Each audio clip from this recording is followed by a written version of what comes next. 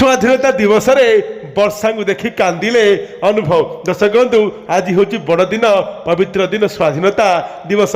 ଏ ଦିନଟିରେ ସମସ୍ତେ ଉଡ଼ାଉଛନ୍ତି ପତାକା ଆଉ ପତାକାକୁ ଜଣାଉଛନ୍ତି ସମ୍ମାନ।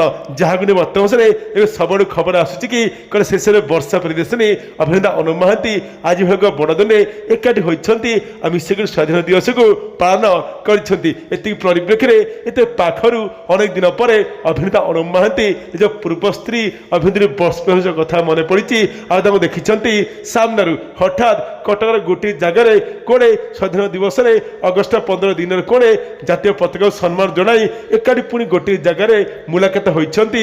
ସାମ୍ନାସାମ୍ନି ହୋଇଛନ୍ତି ଭୟ ବର୍ଷା ପ୍ରିୟଦର୍ଶିନୀ ଅଭିନେତା ଅନୁପ ମହାନ୍ତି। ଏତିକି ସ୍ଥଳେ ଅନେକ ଦିନ ପରେ ବର୍ଷା ପ୍ରିୟଦର୍ଶିନୀକୁ ଅଭିନେତା ଅନୁପ ମହାନ୍ତି ସାମ୍ନା ଦେଖିକରି କୋଡ଼େ ସହି ପାରୁନାହାନ୍ତି। ସେ ହୋଇପଡ଼ିଛନ୍ତି ଭାବ ବିହଳ ଆଉ ସେ କାନ୍ଦି ଉଠିଥିବାର ସୂଚନା ଅଛି। ଦର୍ଶକ ବନ୍ଧୁ, ମୋତେ ଭଲ ପାଉଥିଲେ ଅଭିନେତା ଅନୁପ ମହାନ୍ତି ତାଙ୍କ ପୂର୍ବ ସ୍ତ୍ରୀ ଅଭିନେତ୍ରୀ ବର୍ଷା ପ୍ରିୟଦର୍ଶିନୀକୁ। ସେଇଥିପାଇଁ ସେ ଅନେକ ଦିନ ପରେ ଏତେ ହଠାତ୍ ଅଗଷ୍ଟ 15ରେ ବର୍ଷାକୁ ଦେଖିକରି ସେ ହୋଇପଡ଼ିଛନ୍ତି ଭାବ ବିହଳ ଆଉ ତାଙ୍କ ଆଖିରୁ ଝରିଛି ଧାର ଧାର ହୋଇ ଲୁହ।